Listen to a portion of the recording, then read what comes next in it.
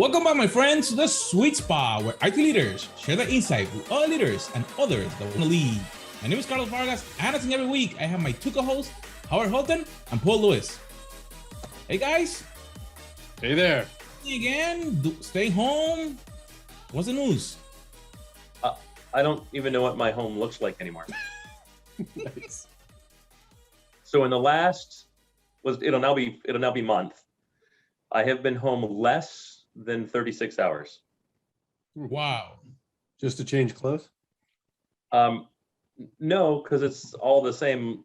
Like, come on, you and I both travel the same way, Paul. I have and I'm actually kind of curious. I think this will be interesting for our audience. All of my travel stuff is separate except like my laptop and my tablet. Like even the mouse I use, the charger I use, all of that stuff is separate. Yeah. Yeah, like I have a go bag. Yeah, I have Yep. a go bag that includes a duplicate of everything that happens to be in this environment right here. Right. Same here, right? I don't It's have all to pack dedicated it all. stuff. I grab my laptop, my tablet, and this notebook. Right. Everything else is completely duplicated. So the clothes that I wear, you will only ever see me in on the road. That's correct. I have a I know, section of my it's closet clothes. that's my packing section. Yep. And it comes like I get home, that suitcase and bag go in a specific place in the house. I take the clothes out, I wash them immediately. I take them back out and I put them back in my suitcase. Right. And one of the pet peeves that I have is, especially because I'm home so seldom, is my family is very lazy in laundry. So they'll leave clothes in the washer and forget about them. They'll leave clothes in the dryer and forget about them. I'm like, look, all I care about is one load of laundry. Right. And I have to do them back to back because I'm trying to preserve these clothes for as long. Like I can't lose a sock or I won't have the right number.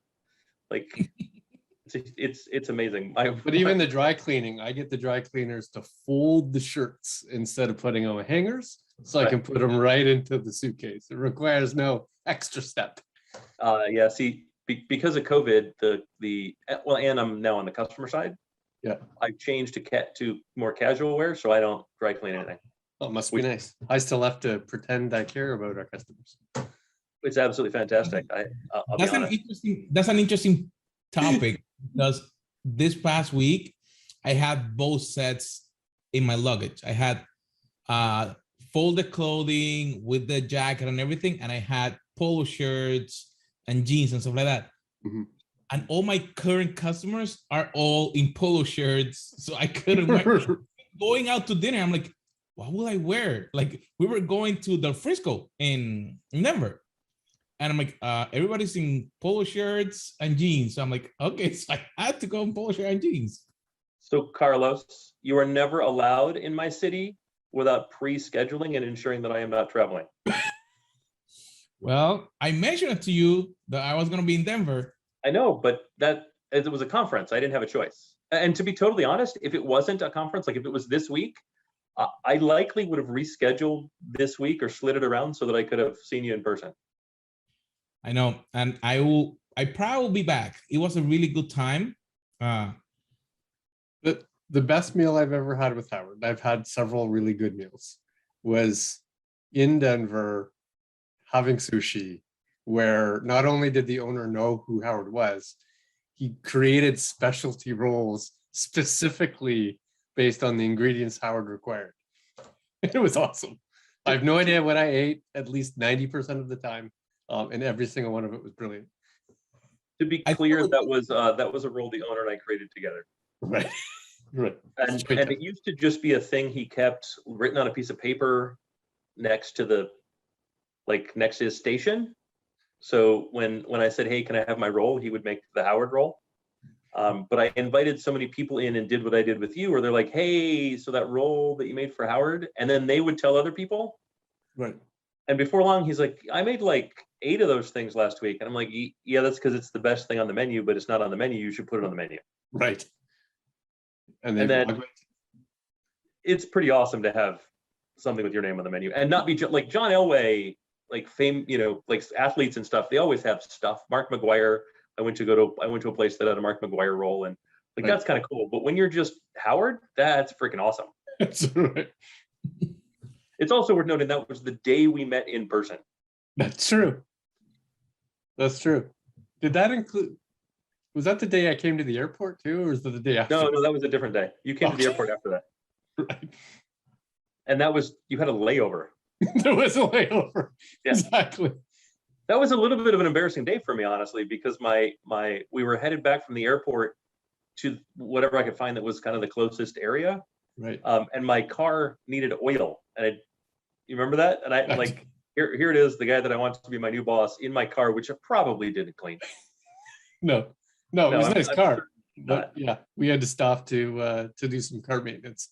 But yeah, we had to stop to put oil in the car because it's a BMW and there's no dipstick. It just tells you when it needs oil. Or you have to stop and let it do a digital read, and the turbos burn oil, and there's nothing you can do about it. So that was hilarious. So food, traveling. What the heck are we doing now? Well, Are we going like I back said, to conferences? Are we going back to the office? What are we doing? yeah. So here I'm doing all of that. I was at a conference last week. I know both of you have been traveling. Mm-hmm. Mm-hmm. Now Mine's I've just been done an domestic. experience. Yeah. Go ahead, you start. I've just done domestic, Huh. right? Mine has all been within the continental United States, and I haven't done any I haven't gone to Hawaii. I haven't done any of that yet. What about you, Carlos? All domestic. Denver, Atlanta, New York. Going Wait, back to you were in Atlanta too and didn't call me? That's true. I was in Atlanta about a month ago. I was at Channel Pro. Then Denver, going back to New York next week. Travel is picking up. And it's interesting that people are wanting to be together. I don't know you, but at least my customers are wanting to get together, and they actually requested, we don't want to do no more virtual conferences, or at least we want to come together so we can collaborate together. Do you see the same thing? Or? Oh yeah. I'm seeing a lot of people almost looking for an excuse to be in the same room, right? Especially if they can whiteboard. Yes. Right? If there's even the slightest opportunity of collaboration, can we be in the same room because whiteboarding will work? And they're now starting to get yeses where before you couldn't even ask the question, right? But travel is also weird. I think it was Spirit Airlines, the yellow airline, had a walk-off.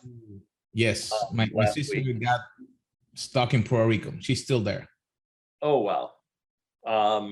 American still hasn't staffed. They're having trouble with ground crew, right? Like most of the shops still aren't open. If they are open, in Atlanta, the shops were all empty 3 weeks ago because they just they put out everything they got. And what they got was a tenth of what they're used to, right? So all the hooks are empty.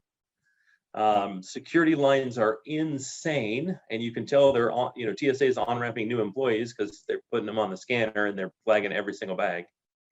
A couple of weeks ago, I went through security, and my wife traveled with me at that time, but she doesn't. I have TSA and clear, and she has neither of those things, so she has to go totally different area.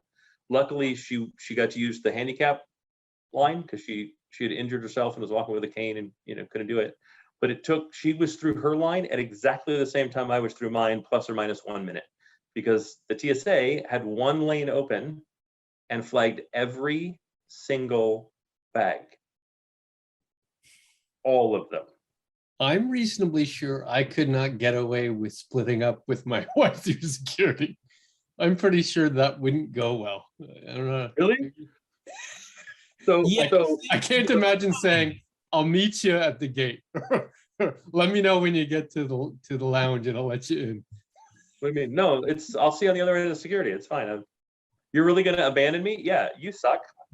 No, I get the good line. You're the one. I've earned this privilege. You haven't. You have to suffer through the consequences. So now the good news is my wife last week finally did her TSA pre-check.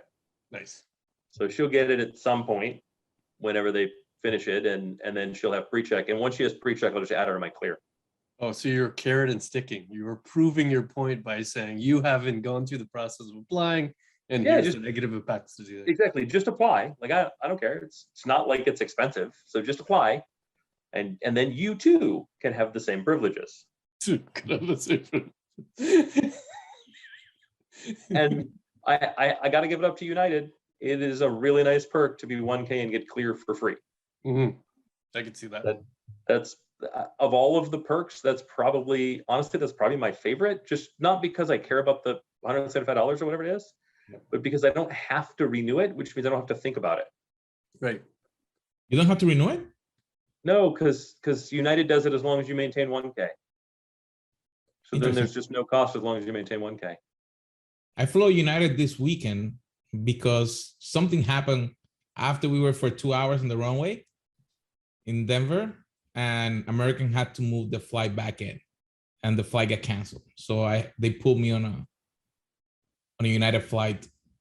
So I think that is the question is, are you gonna then get all your folks to fly back to be on a room, or do you prefer them to stay remote, or to conference or something like that? For me, the answer is yes, but I have a simple team in comparison to you, so you guys might want to dig in differently. Most of my people are in the Atlanta area. Okay.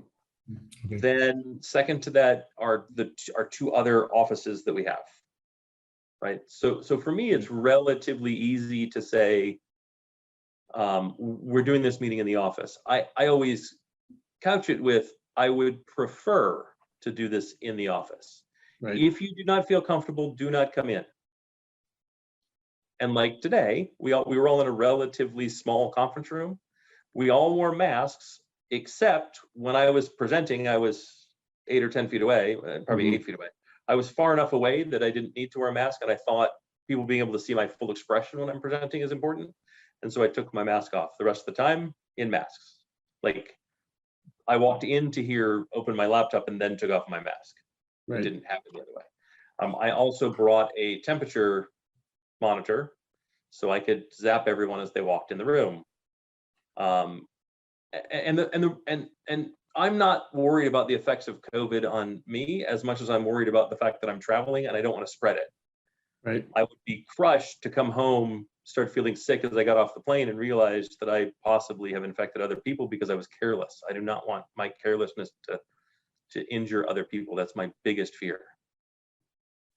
Yeah, it's much more difficult for us because we're entirely virtual. So, we've got 30 different countries and I've got people in cities around the world. So there's no real place like that we're already congregating. So we have to make a choice to congregate somewhere in some flying distance to everybody. So it's less often. However, most of the client conversations or partner conversations are being requested to be in person. Right. And it's a creativity versus collaboration kind of thing. They're okay sort of doing prep in video, and they're okay doing follow-up on video, but they really want to spend 2, 3, 4 hours in person to have a start from scratch conversation, right? Or an in-depth, detailed, let's mutually draw this path on the whiteboard type of conversation.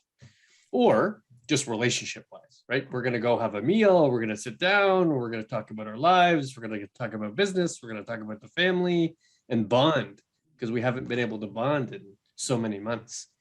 And it's almost like a joint activity. Not only are we going to have the meeting, but we're going to have a lunch or a dinner afterwards, just so we can do all of those things. Yeah. And it's interesting that you mentioned that. In our case, we are virtual, but we have a lot of people here in the US. So one of the things that I noticed is that we're getting together to do some things, but the partners are actually getting together in events. Like the request for in-person sessions, at least minimum once a week. And the calendar is like, they send me a calendar. I'm like, we're gonna need your help on for like the next 6 months. Like, I'm like, I will not be home. My wife will not like that. I'm like, we're gonna have to split that. But it's interesting that, as you mentioned, how some people are taking the decision to be in person and some are not.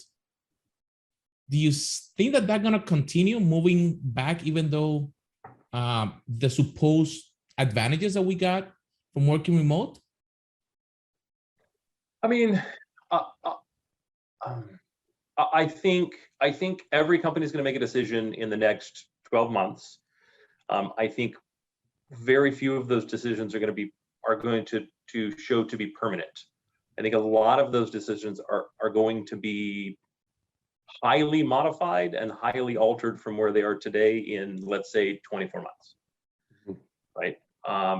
Because there's just too much unknown. And I think companies today really feel like they have to make a decision, that they don't have the ability to just continue as we were. I think they feel like they have to make a decision, and I don't know that they're sure what a good decision even looks like, to be totally honest. Yeah, I did a quick, informal survey to a bunch of IT executives in the last couple of days, just to see what their vaccination policies might be. And it was pretty diverse. Like the spectrum was high, all the way from thou shalt have everybody vaccinated, mandatory, no matter if you're coming to the office or not. If you're employed here, you're vaccinated, to if you're coming to the office or meeting with clients, you have to be vaccinated. Or we're going to do sort of health and safety measures, social distancing, masking. That's the only thing we're going to require, all the way to wait and see. Right? So it was pretty dramatic, from complete total vaccination to we may or may not make any changes or ask you about it. Like I don't think there's any sort of final decisions yet. I don't think there's any real universal policy that's been thought of or put in place. Well, and I think part of the problem too is there's too much variance in good. And there's a big question on good enough. Right? Personally, I think best is everyone must be vaccinated, period. Right? But I can also see the argument for that being a privacy overreach. Right. As an example, right? At the same time, does social distancing work when we occupy the same space frequently? Right? I'm not sure that it does, and I'm not sure the CDC ever actually thought about that. Right? Do they truly think social distancing in your home is smart and effective? If not, then why in the office? Right. Because yes, the social circles are bigger, right? Like the number of intersecting social circles are bigger, but ultimately it's the same. Like my social circle is not the same as my wife's nor my daughter's. And therefore the number of people is N and the number of social circles is N. It's actually N, it's likely N to the N. Right? Because my wife and I will share a social circle that's separate from my wife's social circle and my daughter's social circle, who also share a social circle with, et cetera, et cetera. And so, yeah, it's exponentially greater in the office, but the risk is exactly equal. And if the problem is preventing infection from a single social circle, then shouldn't we also be social distanced at home? In which case, that would never fucking work. I actually feel safe. Half of America would gladly be socially distanced from their wife all the time, but as long as I get my miles. I feel safer traveling because just my cross-border experience required 3 COVID tests and double vaccination. Right. So I had to be double vaccinated. I have to get a COVID test to cross into the US. I have to get a COVID test to travel back into Canada, and then another third COVID test once I land in Canada. So I'm constantly getting tested, constantly showing that it's negative and double vaccinated. Like it's almost a superpower. Like every week I'm getting another test or another 2 tests. Right. It's like I really know whether I have been infected or not. So when you say double vaccinated, what do you mean? You have to have both doses. Okay. Oh, you have to have both doses of the same vaccine. Yeah. Canadians refer to it as double vaccinated, but yeah. But double dose. Vaccinated because there is no single shot. That's not a complete vaccine. I thought J&J was a single shot. No? Sure, but if a single, if to be completely covered requires 2 vaccines, then that's just single vaccinated. Fair enough. Well, Pedantic police. in the break, he's double vaccinated. Yeah, I mean, they are double governmented, right? They have a house of parliament and a crown. That's changed. good.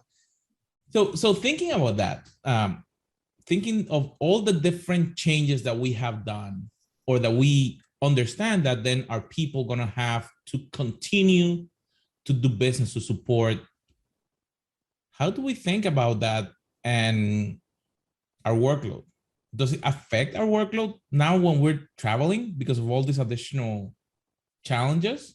You get home or you get back to the office and all this different things you had, level of stress or whatever.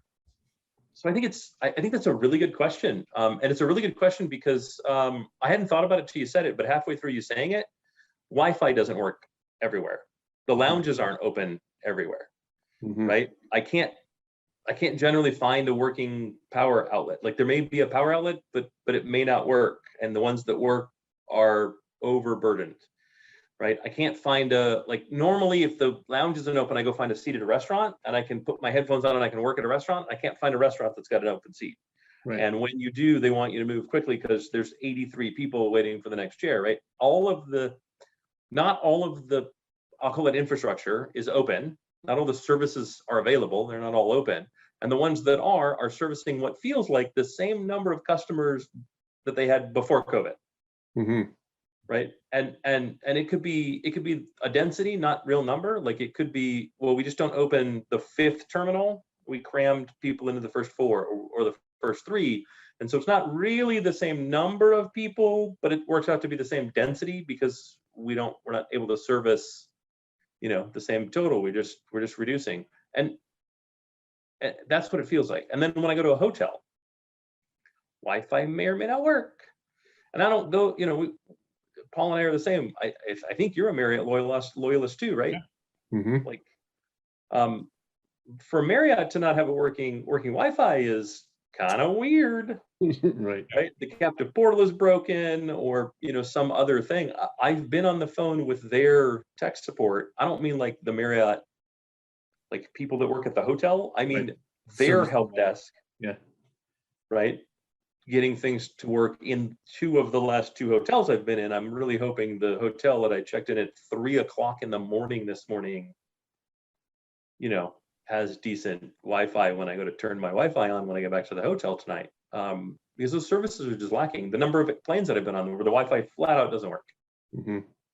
Right. And before, that had become the rarity. That had become the exception, not the rule. And now it's much more the rule. Right. And then we have other changes that feel positive. I was at Black Hat and Defcon. Those were the conferences I was at. So that'll set this podcast in a very specific place and time. But those are generally in-person, highly trafficked, very dense places where Black Hat is both security conferences for those in our audience who may not know.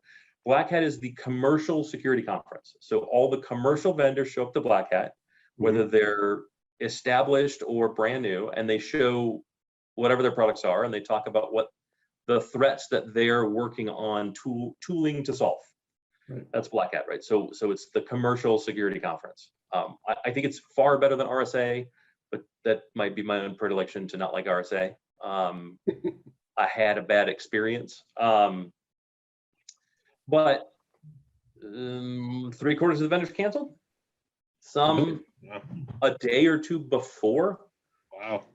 Yeah, I don't want to say any names, but huge security vendors that would have, Keystone Platinum level booths canceled the day before the show. Wow. Right. And then you had, so the vendor floor was about 1/4 the size that I expected it to be at Black Hat. And a lot of weird empty spaces, it sounds like. Well, they basically just reduced it down to this small thing. It still was it was a little less dense, but still pretty dense, Right. And then the number of people that showed up, it was the same density for that amount. So the number of people the number of attendees were also reduced. Right. And then there were probably more than that. The nice thing about it was, I just set meetings. Right. Right. Rather than go from vendor booth to vendor booth, I announced on LinkedIn that I was going. And then when people reached out, I looked at what they did and went, yeah, I'll set up a meeting. And then as long as your executive is there, like I'm not going to meet with the sales guy. Right. And then I had really good meetings with the tech founders of tech security startups about kind of what they did and why they did it. We dug into some conceptual stuff and some of my frustration. And one of them was someone that I had met with before that showed me their product, and I gave them a ton of feedback in the initial demo, and they took all of my feedback, and I could see all of it on the screen. Wow. Right. And then we went and had a great time, and we spent 2 hours doing a happy hour and telling stories and really connecting. And I wouldn't trade that for anything. And it's Did they provide you with the commission check or the patent signature? I was gonna ask that. No, but I'm gonna have to be a little smarter in how I do that. I did meet with a month ago. I met with a software defined security vendor out of software defined security vendor. I don't want to say where they are because again, I don't want to give too much away. Out of Palo Alto? And no, they were not a Palo Alto, which is why we give it away. And as I'm talking, their chief marketing officer and head of sales is going like this. Right. We're doing a website reboot, and I'm making notes of all of this. Right. And then their new website comes out, and I'm like, that needs to be a consulting arrangement. I don't know why I keep doing this stuff for free. That's not smart on my part. But then you go to Defcon, and Defcon is all researchers.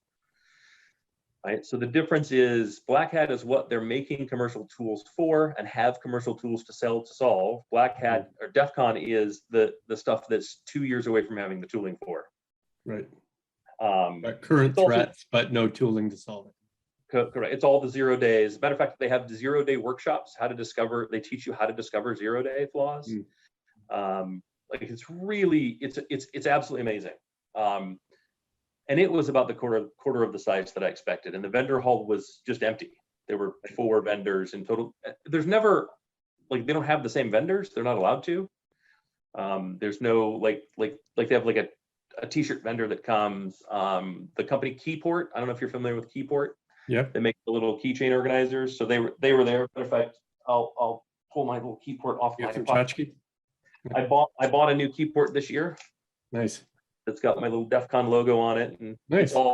It's just, I don't carry keys, so it's all just tools. It's a new multi-tool, So they have stuff like that, right? They have like hardware hacking stuff. So like I picked up a wideband spectrum analyzer, RF spectrum analyzer, and a couple other things. I made a little wireless spectrum analyzer in the hotel last night before last. Are you going to permit that within your organization for people to bring in? I mean, not to some extent. I wholeheartedly encourage it. Right. I don't want them bringing anything that Hack5 makes in. Like you're not allowed to pen test right Ream's network without prior communication and authorization. Right. But I encourage people to think outside the box and show off their stuff. And at prior organizations, I absolutely did. If you built something and you wanted to test it, we figured out a way to test it. Right. But Defcon was odd, right? A lot of the people that I expected to be there weren't there.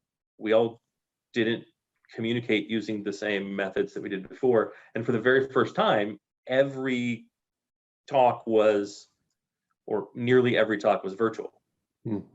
Right? All the main talks were all 100% virtual. Same at Black Hat. So for the very first time, you could live stream it you could watch it live on YouTube from wherever you were at.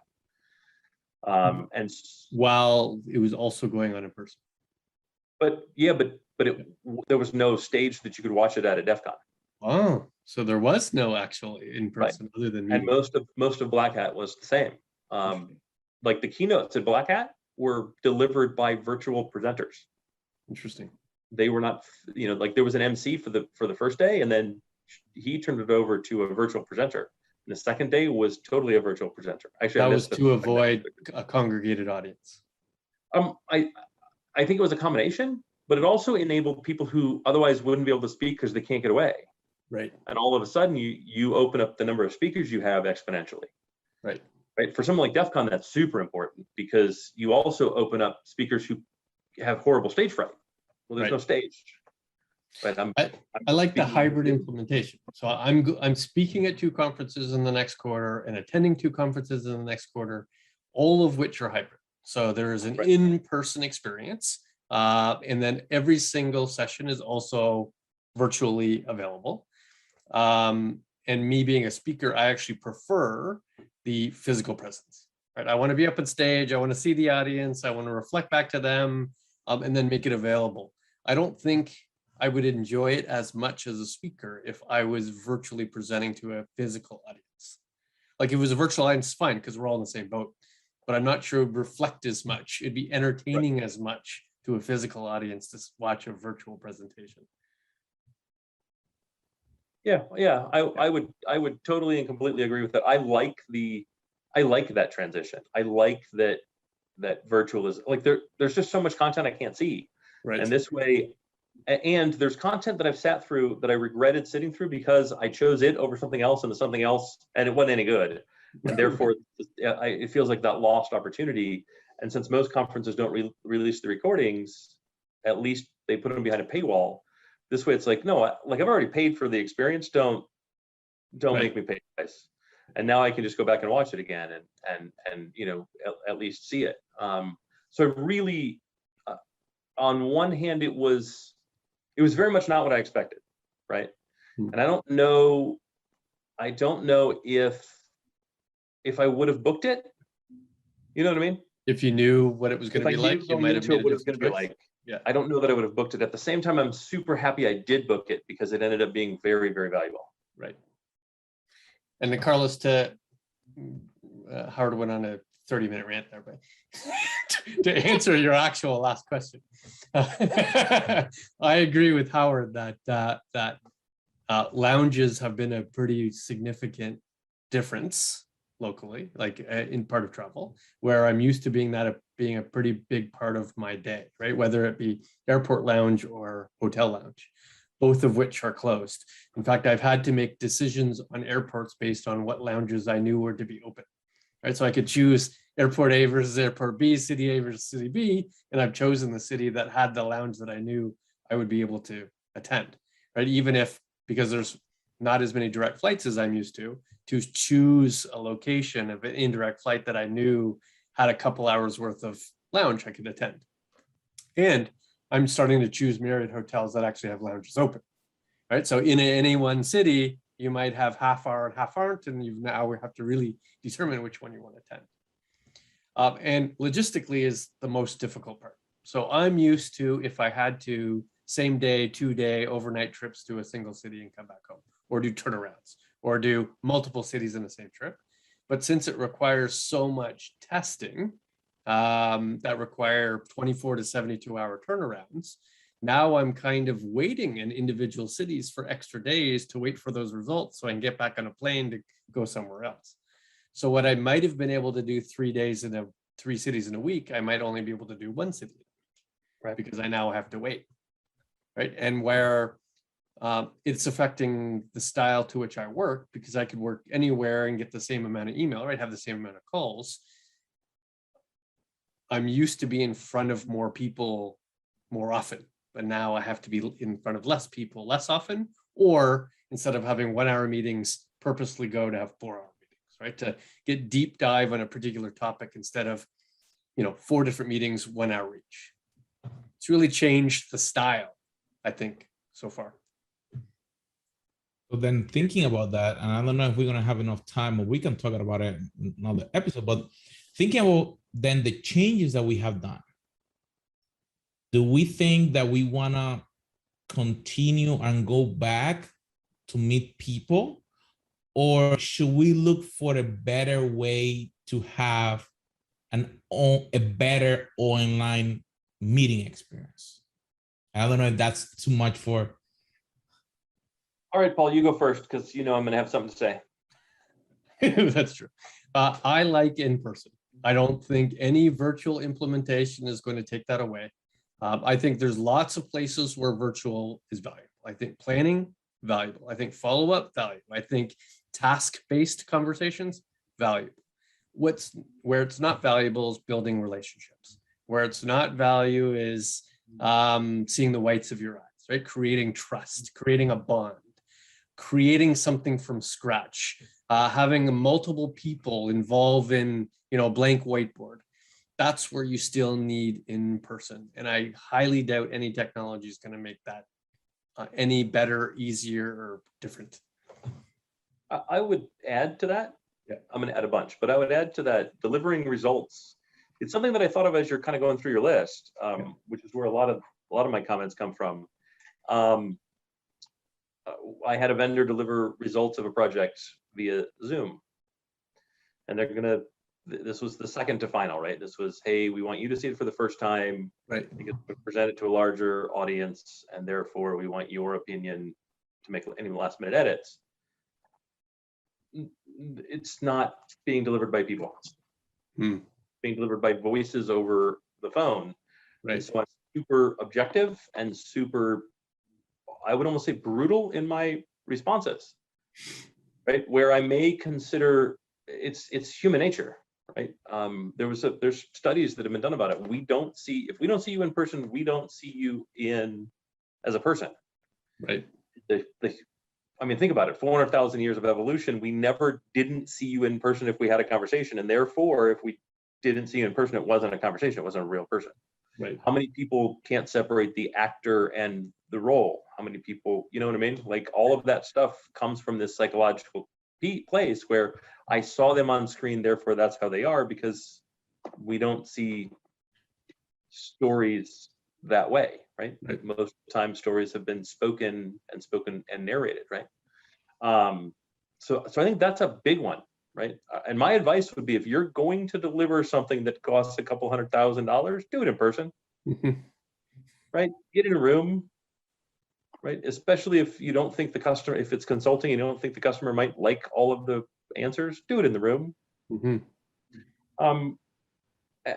Yeah, and I would say we need better tools, right? These tools are far better than what we started COVID with. Don't get me wrong, right? Sure. Zoom is fantastic. Teams, holy crap, I can't believe how much better it is than when COVID started.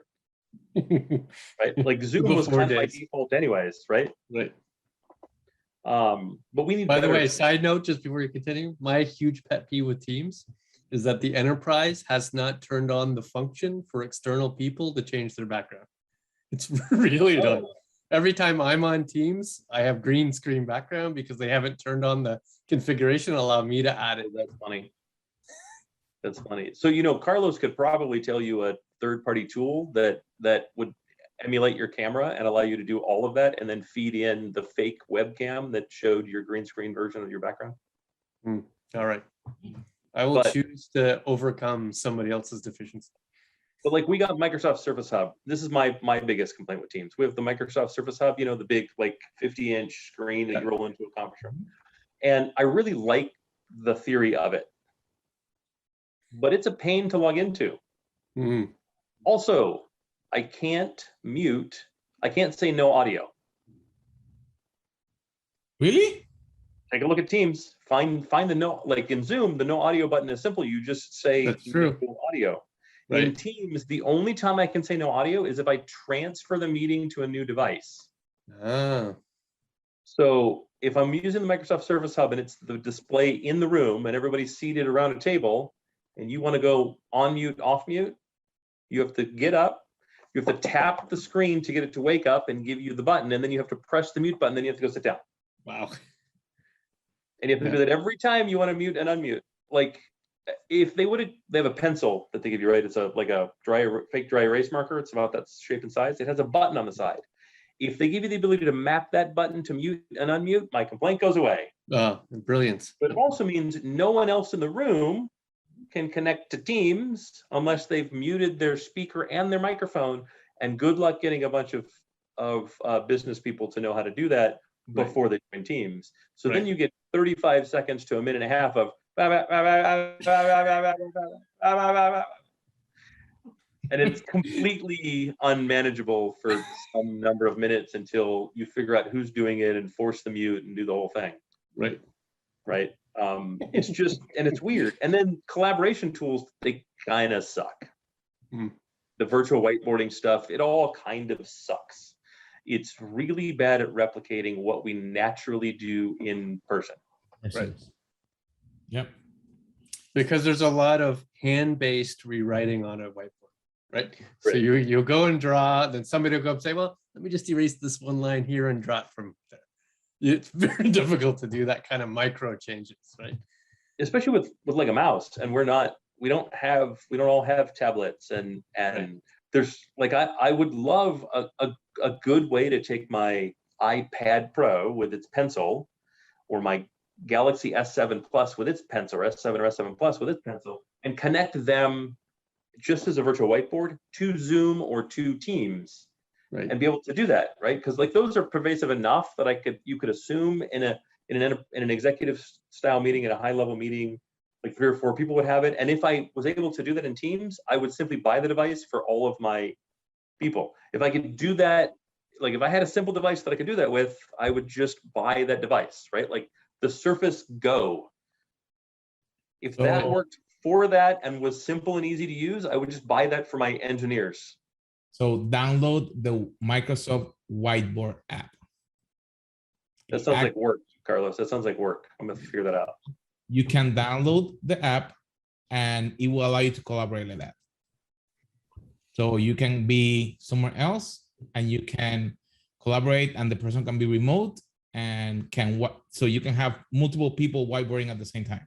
And does it integrate with Teams? I think so. And you can log in with your corporate AD because it's tied to Office 365. If you don't have Office 365, definitely do that. Yep. So we have talked about travel. We have talked about business and the changes. So anything else before we finish today? There's a lot of if you don't have TSA pre-check, get TSA pre-check. That's right. Because right now is a terrible time to travel. If you don't understand how to travel, don't travel right now. It is overly complicated, right? It takes longer to check in. There's fewer people everywhere. Like flights get canceled. And if you don't have a method to deal with that, if you're not a frequent enough traveler that sort of stuff stresses you out, do not travel right now. Yep. 1/3 of the flights last night to 1/2 of the flights through Denver, which is weird. I flew from Vegas to come to Atlanta, and United doesn't have a direct flight, so I had to go through Denver. Right? That seems odd, but okay. But you are correct in continuing to stay on United, however. I am.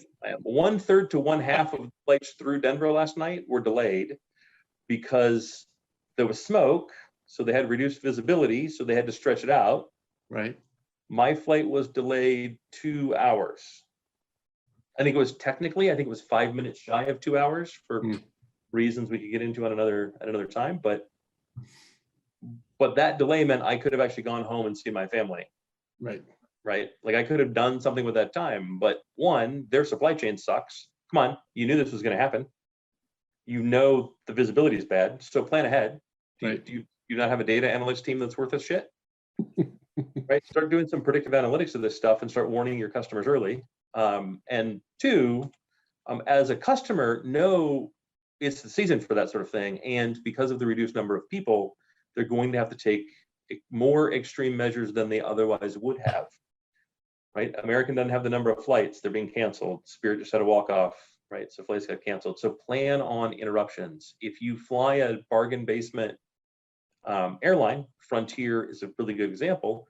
I'm not saying don't fly them, but pay for the carry-on. It's $25. Moves you to boarding group 1.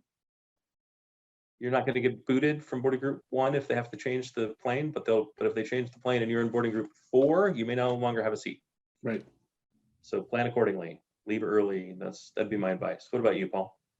Absolutely. My encounters last week has shown that families aren't ready to travel yet. It's too complex for more than one person.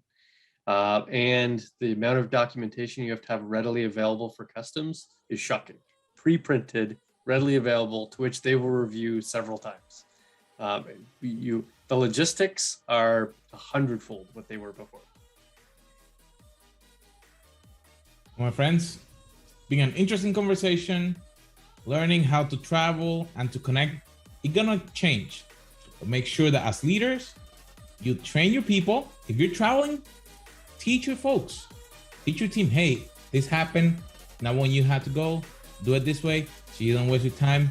But remember, make sure that you share, you subscribe, and we'll see you on our next episode.